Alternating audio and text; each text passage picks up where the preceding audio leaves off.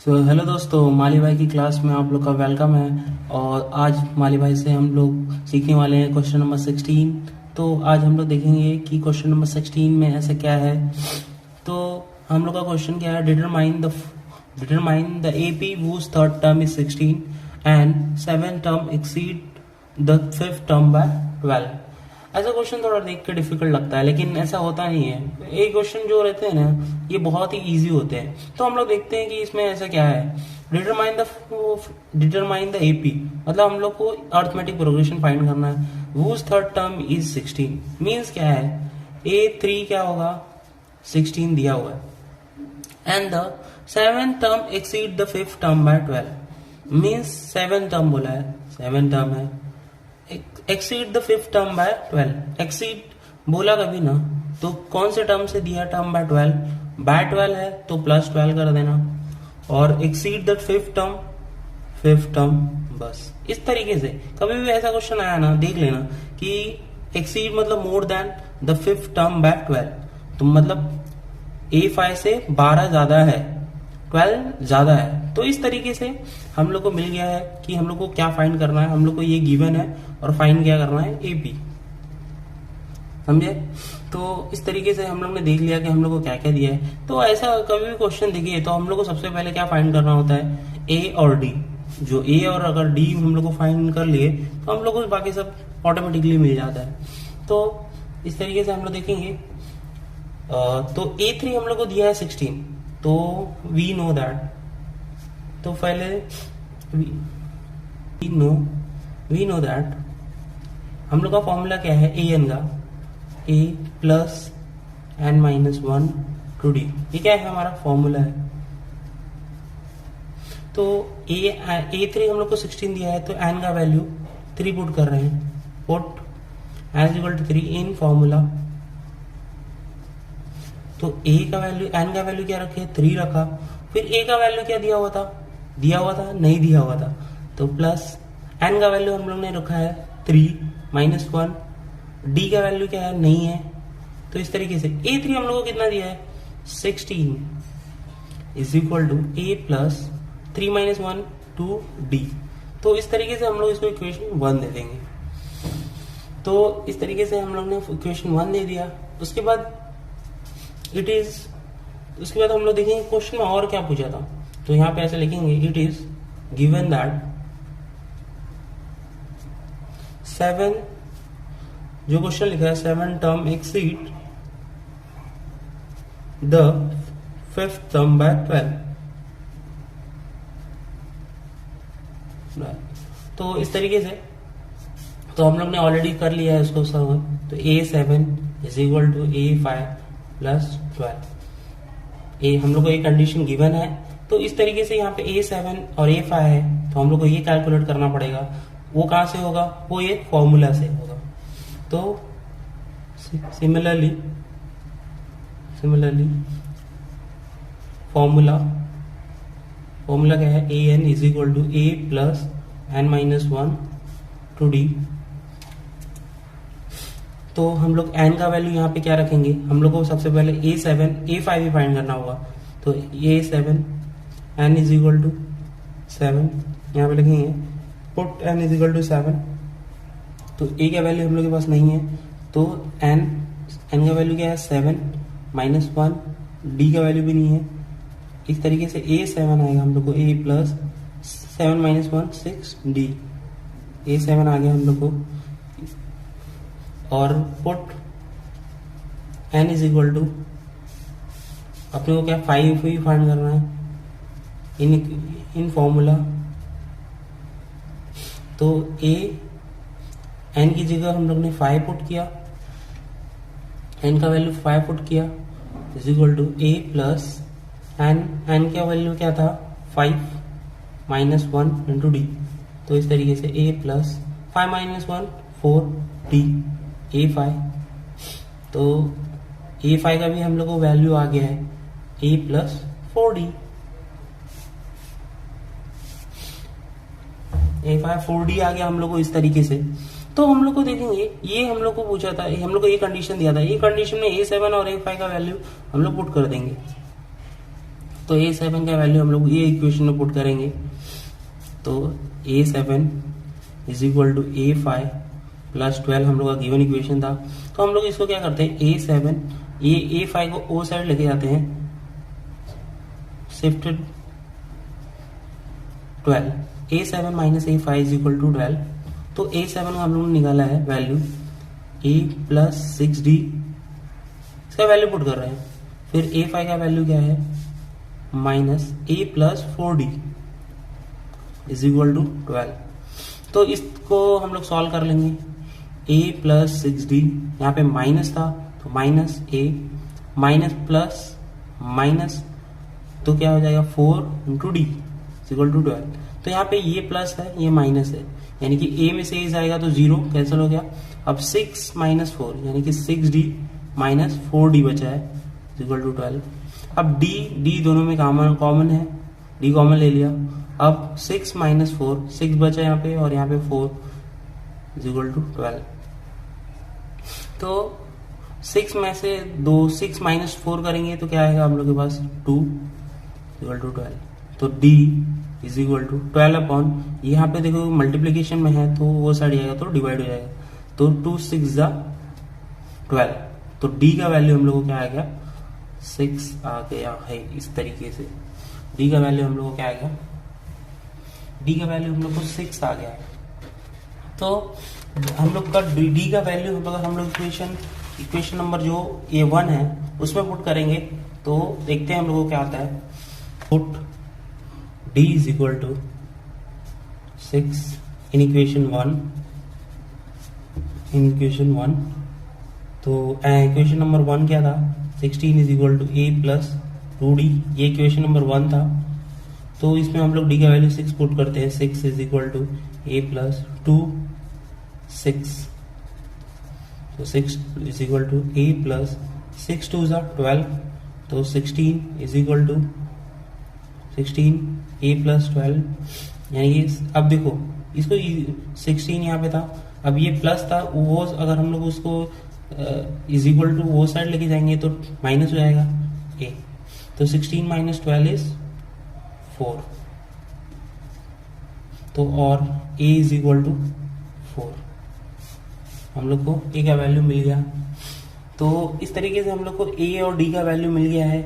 हम लोग को क्या फाइंड करना था, determine the AP whose third term, determine the AP, हम लोग को AP बोला है, मींस सीरीज हम लोग को फाइंड आउट करने के लिए बोला है। तो सीरीज कैसे होता है, A1 A2 A3 A4, तो हम लोग को A1 A मिल गया है, A मतलब A1 हो गया। अब A2 के लिए हम लोग को क्या करेंगे, 4 मीन्स A1 प्लस D, यानी कि A1 हम लोग के पास 4 है और D का वैल्यू हम लोग को मिला है 6, तो D का वैल्यू क्या है 6, 4 प्लस 6 इज 10। A3 फाइंड करेंगे, A3 क्या होता है A2 प्लस D, यानी कि A2 हम लोग को आया 10, इसमें भी 6 ऐड करेंगे सेम, तो क्या हो जाएगा 16। ऐसे A4 फाइंड करेंगे, A3 प्लस D यानी कि 16 प्लस इसमें भी सेम 6 ऐड करेंगे, यानी कि 16 और 6 22। इस तरीके से देयरफॉर हम लिखेंगे, देयरफॉर AP will be 4, मतलब A1 है, A2 है 10, 16 है 22, सो ऑन, ऐसा। तो इस तरीके से हम लोग ये वाला क्वेश्चन सॉल्व करेंगे। Thank you. Question number 17 solve करने वाले हैं। तो क्वेश्चन क्या है, सबसे पहले हम लोग वो देखेंगे। तो क्वेश्चन नंबर 17 है, find the 20 term from the last term of the AP 3, 8, 13 ... 253 last term है। क्या बोला, find the 20 term from the last term of the AP, मतलब क्या पूछ रहा है कि आपको लास्ट टर्म फाइंड करना है, sorry 20th term from the last term of the AP, मतलब ये जो हम लोग को सीरीज दिया हुआ है, लाइक ये जो टर्म्स दिए हैं यहाँ पे 250 जो लास्ट टर्म है, यहाँ से बैक साइड में जाते हुए हम लोग को 20th जो टर्म आएगा वो फाइंड करना है। तो सबसे पहले गिवन जो AP है, हम लोग को एक गिवन AP दिया हुआ है, तो हम लोग उसको अच्छी तरीके से लिखेंगे। गिवन AP 3, 8, 13, ... 3 है। इसमें फर्स्ट टर्म क्या हो जाएगा, फर्स्ट फर्स्ट टर्म ए है इस 3 और कॉमन डिफरेंस क्या है इसमें? कॉमन डिफरेंस ये एपी है तो इसके लिए हम लोग ए और डी डायरेक्टली लिख रहे हैं, तो हम लोग को फाइंड करने की जरूरत नहीं है। मतलब मीन्स A1 है, A2 है, A3 है, तो यहाँ पे डी का फॉर्मूला क्या होता है? A2 minus A1। अब स्टेप्स को प्रॉपरली लिखिए, क्योंकि कभी कभी अगर आपका आंसर गलत हो जाता है तो फिर भी एग्जामिनर आपको मार्क्स देगा अगर आपने स्टेप प्रॉपरली फॉलो किया। इसके लिए मैं फॉर्मूला हो गया जो हमारे गिवन हो गए उसको प्रॉपरली लिखना है। तो इस तरीके से A2 हम लोग को 8 है और A1 क्या है? 3 है, तो 8 माइनस 3 इज 5। तो इस तरीके से हम लोग को D मिल गया है कॉमन डिफरेंसेस। तो हम लोग को बोला है कि रिवर्स ऑर्डर में 20th टर्म, तो हम लोग को रिवर्स ऑर्डर में ही सीरीज लिखना पड़ेगा। तो therefore we can write the given AP in reverse order। तो हम लोग रिवर्स ऑर्डर में कैसे लिखेंगे? जैसे 3 के बाद 8 आया, 8 के बाद 3 आया, तो यानी कि सब में 5 ऐड हो रहा है, तो हम लोग 253 इसमें क्या करेगा? 5 माइनस करते जाएंगे तो हम लोग को मिल जाएगा। तो 253 माइनस 5 करो 248 आ जाएगा, सब में माइनस 5 8 करो 248 243। इस तरीके से हम लोग को जो ये है जो गिवन था 13, उसके बाद क्या दिया था 8, उसको भी रिवर्स में लो 3, ये हम लोग को गिवन था। तो हम लोग इसका अब इस तरीके से हम लोग इसको बोला है फाइंड 20th टर्म, तो यहाँ पे बोला है A20 फाइंड करना है इसको लेके। तो हम लोग के पास देखेंगे ये सीरीज के हिसाब से ए क्या हो गया हमारे पास फर्स्ट टर्म A इज 253 और डी देखते हैं कितना आता है। ये A1 A2 हो गया, ये A1 हो गया और ये A3 हो गया। तो A2 माइनस A1 248 माइनस 253 यानी कि क्या हो जाएगा? तो ये क्या हो जाएगा हम लोग का -5। तो हम जैसे 243 माइनस 248 करेंगे तो भी -5 आएगा। तो हम लोग को कॉमन डिफरेंस मिल गया और फाइंड द 20th टर्म, हम लोग को A20 फाइंड करना है। तो an का फॉर्मूला है we know that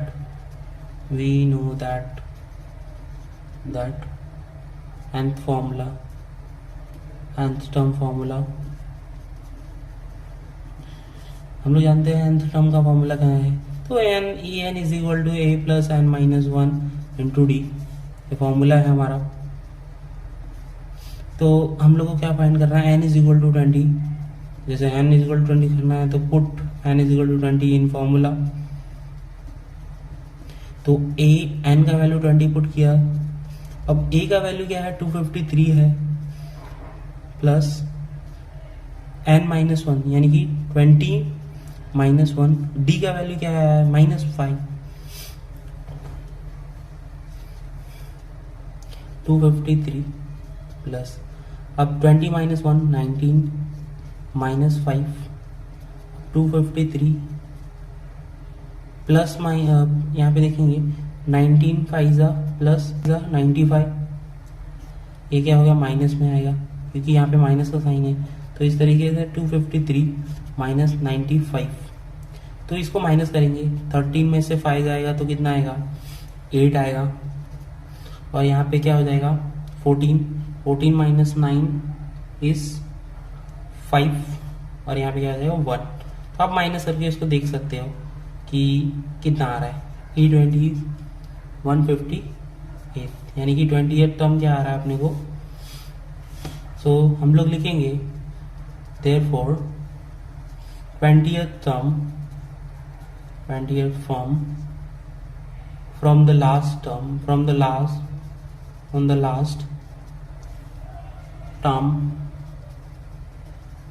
of the AP is 3 8 13 253 is 158। 20 term from the last term of the AP जो हम लोग को गिवन था उसका 158 आया। तो ये क्वेश्चन इस तरीके से बहुत इजी था, कुछ था नहीं इस क्वेश्चन में। इसमें सिर्फ हम लोग को क्या फाइंड करना था, 20th टर्म जो गिवन था उसके उल्टा हम लोग को, मतलब रिवर्स ऑर्डर में हम लोग को जाना था। तो इस तरीके के क्वेश्चन बहुत आते हैं एग्जाम में, तो इसकी प्रैक्टिस आपको जरूर करना है। तो ये भी क्वेश्चन बहुत ही ईजी है। तो ये क्वेश्चन जो हम लोग को कभी कभी डिफिकल्ट लगता है, तो आज हम लोग देखेंगे कि ये क्वेश्चन में क्या दम है और कैसे सॉल्व करते हैं। तो चलिए देखते हैं। तो दिया हुआ क्वेश्चन है, the sum of 4th term and 8th term of an AP is 24 and the sum of 4th and 8th term of an AP is 24 and the sum of 6th and 10th term is 44. Find the first 3 terms of AP. तो देखते हैं, the sum of 4th and 8th term, यानी कि question में पहले given क्या है, मैं हमेशा बोलते रहता हूँ कि गिवन क्या है क्वेश्चन में वो देखना बहुत ही इंपॉर्टेंट है। यहाँ पे बोला है कि 4th and 8th term of an AP is 24, यानी कि बोला है 4th term A4, 8th term यानी कि दोनों का एडिशन, द सम ऑफ, यानी कि A4 यानी कि sum of A4 and A8 is 24 and the sum of A6 and A10 यानी कि A6 plus A10 is 44. Find the first 3 term of AP, यानी कि A1, A2, A3 फाइंड करना है हम लोग को। तो हम लोग को जो क्वेश्चन में गिवन है उसके अकॉर्डिंगली हम लोग को A1, A2, A3, यानी कि देखो जो कभी भी ना ऐसा क्वेश्चन दिया रहे ना, तो सबसे पहले जो गिवन है उसको an के फॉर्मूले से n का वैल्यू वो पुट करके हम लोग को फाइंड कर लेना है। इसके बाद में जो भी आएगा हम उसको सॉल्व कर देंगे। तो बहुत ही इजी है, तो हम लोग इसको देखेंगे। वी नो दैट, हम लोग लिखेंगे वी नो दैट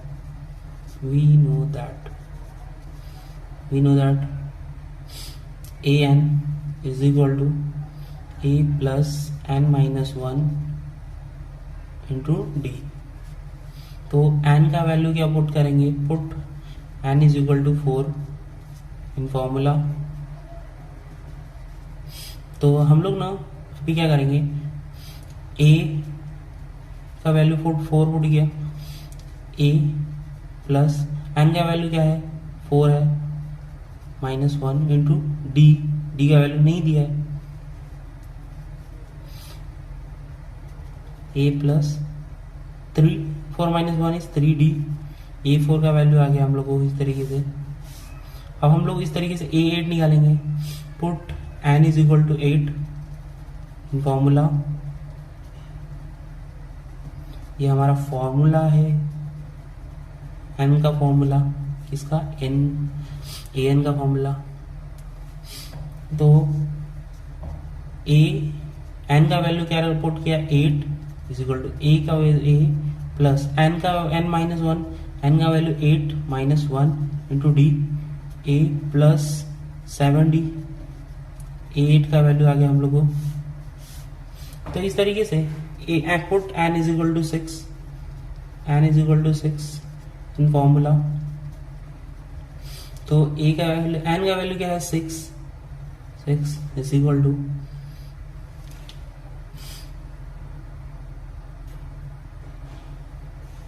n का वैल्यू क्या है a6, तो a का वैल्यू क्या है a प्लस n का वैल्यू क्या हम लोग रखा है 6 माइनस 1 इंटू डी, और a प्लस 5d, a6 का वैल्यू है अपने को। अब पुट हम लोग ने same put n is equal to 10 in formula. तो n का वैल्यू क्या रखा है 10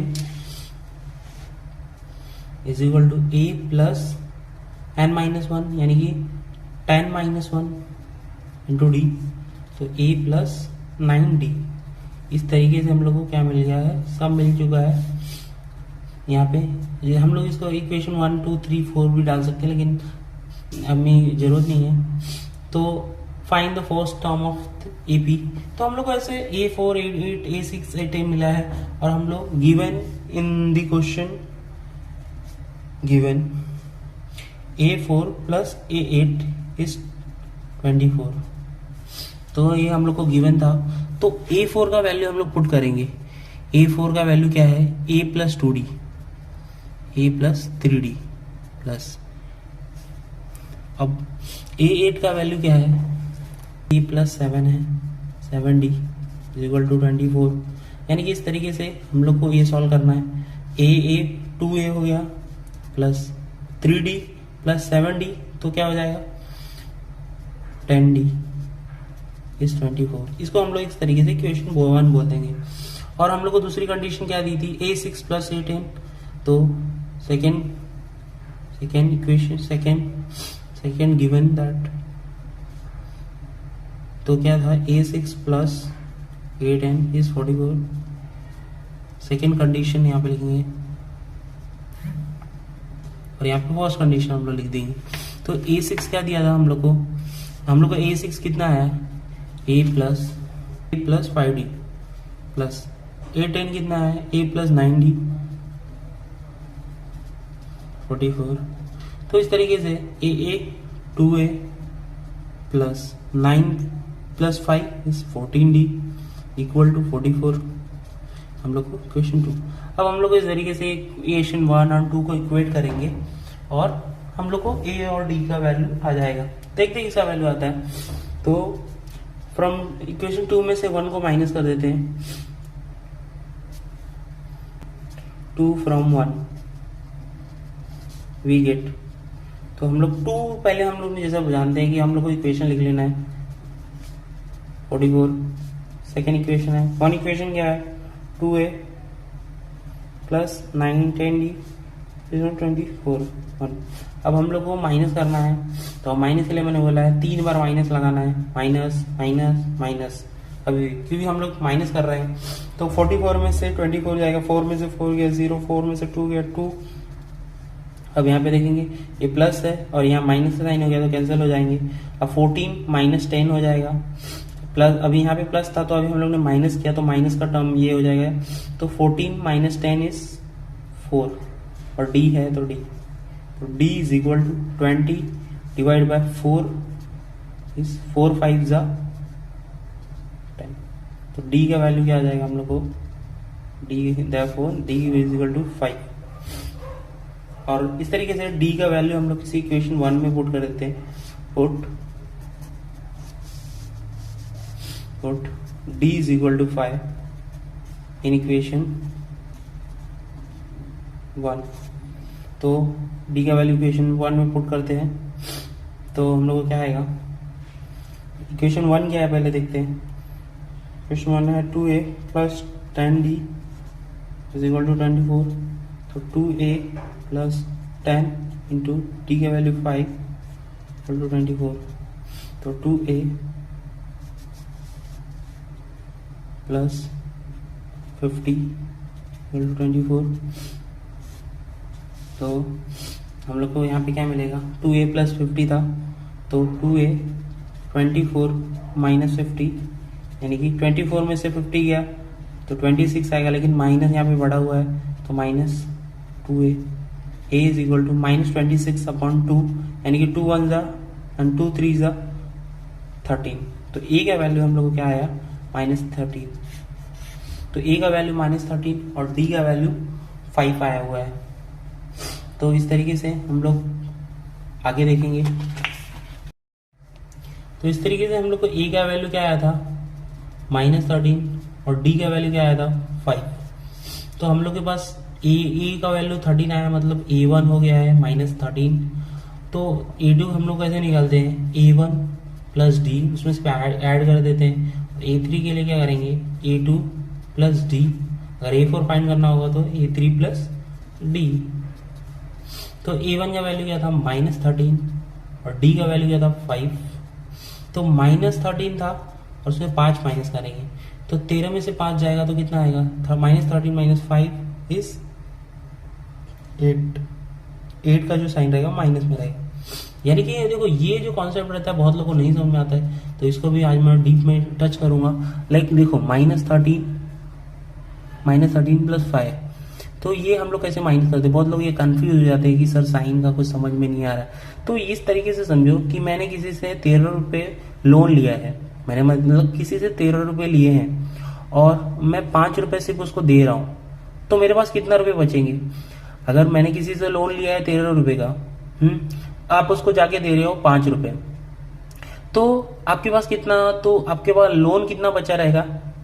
8 रुपये। लेकिन आप क्या हो, अभी लोन में ही हो, माइनस में हो।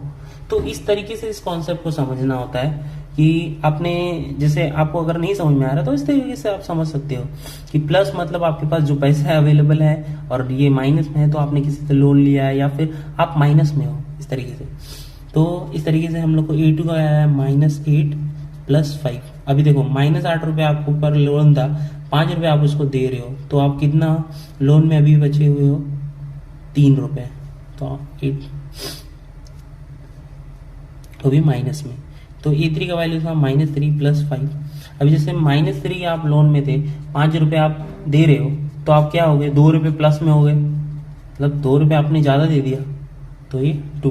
प्लस को हम लोग डिनोट दिखाते नहीं है, और माइनस को हम लोग को शो करना पड़ता है। तो देयरफॉर फर्स्ट 3 टर्म बोला था उन्होंने फाइंड करना। First 3 term of this AP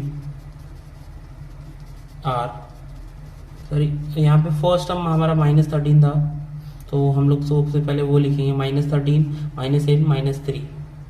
हम लोग ऐसे क्वेश्चन को सॉल्व करते हैं जो बहुत ही इजी रहते हैं, इतने भी डिफिकल्ट तो थे नहीं ये क्वेश्चन। ऐसे सेकेंड टाइप के फॉर्मूला बहुत जो एग्जामिनेशन में आते हैं, आपको अच्छे से। Subba Rao started work in 1995 at annual salary of 5,000 rupees and receive an increment of 200 each year. In which year did he income reach 7,000? तो मतलब उसने क्वेश्चन में क्या दिया है, बोला है कि सब्बा राव है, उनकी एनुअल सैलरी स्टार्टिंग में कितनी थी? 5,000 रुपीज 1995, एंड उनको 200 रुपये का हर साल इंक्रीमेंट मिल रहा है। इन विच ईयर उनकी सैलरी 7,000 हो जाएगी। तो उनकी सैलरी 7,000 कब हो जाएगी, वो उसने पूछा है कि कौन से ईयर में उनकी सैलरी 7,000 हो जाएगी। तो इसका मतलब हम लोग को क्या फाइंड करना है, हम लोग को क्या दिया है, देखो एन एनुअल सैलरी ऑफ 5,000, मतलब इनकी स्टार्टिंग सैलरी है ए हो गई 5,000 रुपी, और इंक्रीमेंट हर साल हो रहा है। इंक्रीमेंट का मतलब हम लोग को बोला है कि कॉमन डिफरेंस हो गया D is 200, and in which year his income is 7,000, मतलब ए एक तरीके से AN दिया है 7,000, और आपको फाइंड करना है एन। बस क्वेश्चन में कुछ भी नहीं था, और हम लोग अब इसको अच्छी तरीके से देखते हैं कि इसको सॉल्व कैसे करते हैं। सॉल्यूशन, तो हम लोग को क्या क्वेश्चन में गिवन था कि receive an increment of 200 rupees each year. To each year increment मिलता है, एंड हैंस फॉर्म, ये क्या मतलब एक तरीके से सेम हर ईयर इनको इंक्रीमेंट मिल रहा है, तो hence form an AP। Therefore, after 1995, the salary of each year. So therefore, here salaries of each year will be, each year are, after 1995 the salary of each year are, तो first salary क्या था 5,000 rupees, उसके बाद में second year में कितना बढ़ता है हर साल 200 रुपये, 200 रुपीज हर साल, तो सेकेंड ईयर में 5,200, थर्ड ईयर में 5,400, इसलिए थर्ड ईयर में क्या हो जाएगा, फोर्थ ईयर में 5,600। इस तरीके से हमारा हमको दिया है। तो इन विच ईयर उन्होंने बोला है कि उनकी सैलरी 7,000 हो जाएगी, वो फाइंड करना है। तो हम लोग को यहाँ से ए मिल गया 5,000, और ये क्या है, फर्स्ट टर्म है, और कॉमन डिफरेंस हम लोग को मिल जाएगा D is A2 minus A1, यानी कि 5,200 माइनस 5,000, यानी ये आया 2,000 रुपीज। तो हम लोग जो N दिया है यानी कि 7,000 दिया है हम लोग को, इन विच ईयर ये सैलरी 7,000 हो जाएगी, तो हम लोग उसको कंसिडर करेंगे let after nth year, after nth year his salary will be 7,000. Formula by nth term formula. तो an is equal to a plus n minus one into D. तो हम लोग को क्या बोला है, an का वैल्यू यहाँ पे दे दिया है, an है 7,000. an हम लोग को दिया है 7,000 rupees. a plus n minus one into D. हम लोग अभी a का और n का वैल्यू पुट करेंगे. a का वैल्यू क्या है 5,000 plus n minus one. D का वैल्यू क्या है 200. तो हम लोग को इस तरीके से 5,000 को हम लोग वो साइड लेके जाएंगे. 7,000 माइनस 5,000 इक्वल टू हम लोग को यहाँ पे क्या बचेगा 7 माइनस 1 200. तो इस तरीके से तो 7,000 minus 5,000 is 2,000 equal to n minus 1 200. अब यहाँ पे देखेंगे 2,000 डिवाइड बाय 200 करेंगे तो n माइनस 1, यानी कि यहाँ पे क्या है 0 0 कैंसिल, यहाँ पे भी 0 0 कैंसिल, और यहाँ पे क्या बचेगा 20/2 n माइनस 1, यानी कि 2 10 20 n माइनस 1. तो इस तरीके से देखेंगे. और यहाँ पे क्या है हम लोग को 10 is equal to n minus, यहाँ पे हम लोग क्या बोला 10 is equal to n minus 1. तो 10 is equal to n minus 1 तो इज इक्वल टू, तो हम यहाँ पे -1 है तो वो साइड हम लोग लेके जाएंगे तो 10 प्लस 1 हो जाएगा n, और n is equal to 10 plus 1 is 11.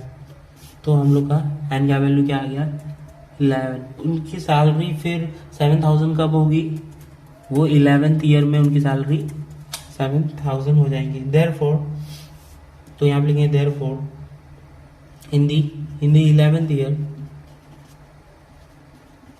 his salary will be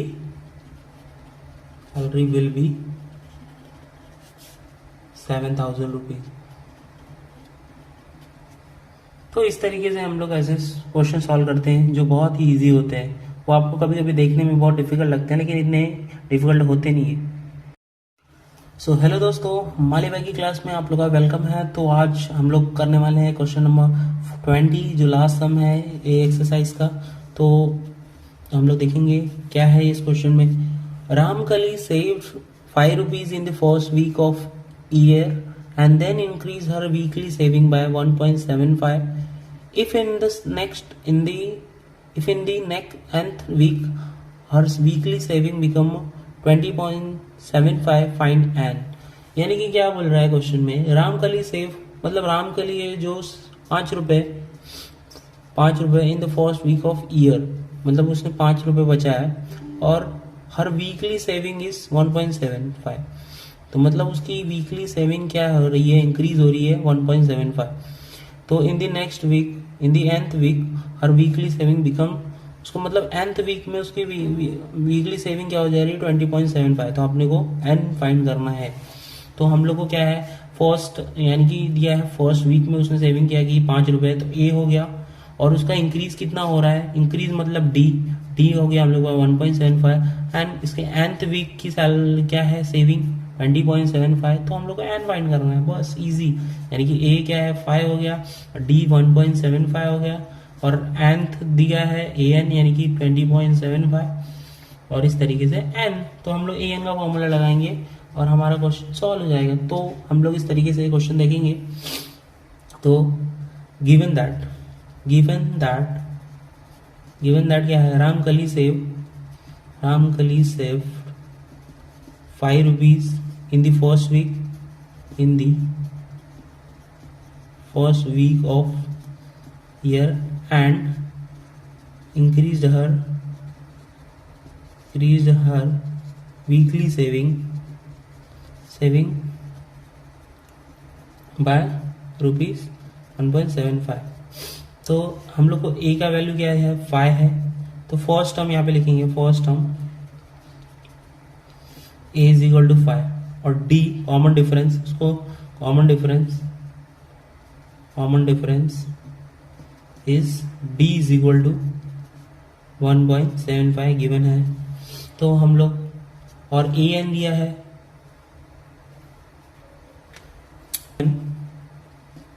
an is 20.75। तो we know that nth term formula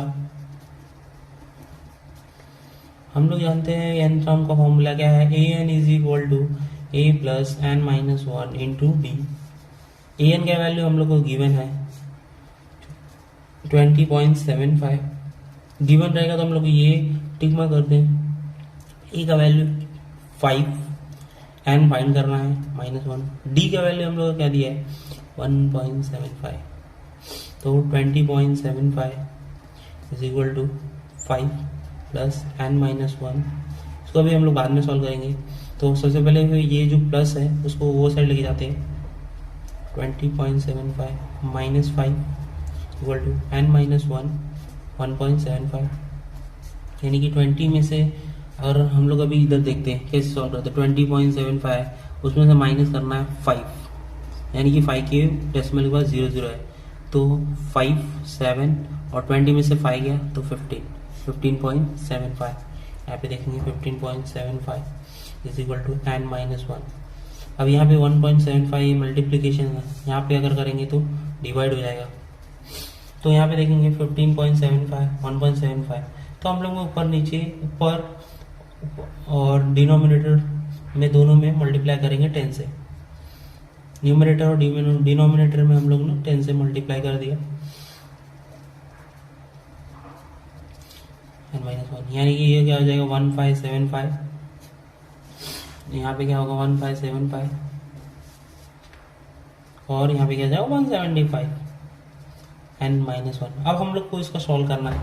हम लोग सबसे पहले डिवाइड करेंगे 175 को 1575 को 5 से डिवाइड करेंगे। तो देखते हैं 1575 था, हम लोग 5 से डिवाइड करेंगे। 5 3 जा 15, 7 5 1 जा, फिर 7 में से 2 गया 25, 5 5 जा, तो यानी कि यहाँ पे क्या होगा 315। और यहाँ पे इसको भी सॉल्व करेंगे। 175 को 5 से डिवाइड करेंगे।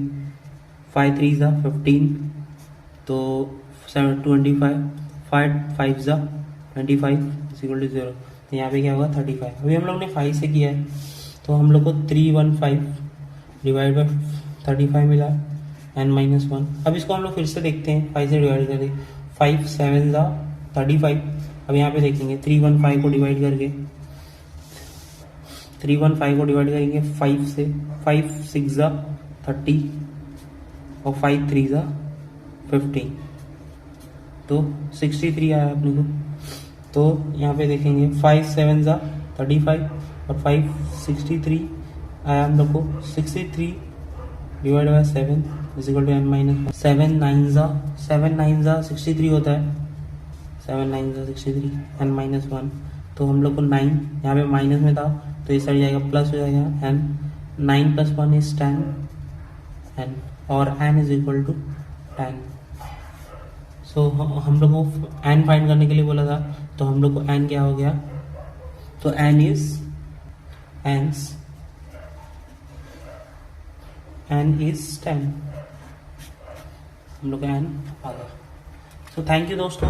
अगर आप लोग को वीडियो अच्छे लगते हैं तो लाइक करें, सब्सक्राइब करें हमारे चैनल को, और माली भाई के साथ जुड़े रहो। माली भाई के साथ और भी आपको इंटरेस्टिंग टॉपिक मिलने वाले हैं, जिसको अभी हम लोग नेक्स्ट चैप्टर में कवर करने वाले हैं। So thank you, thanks for watching.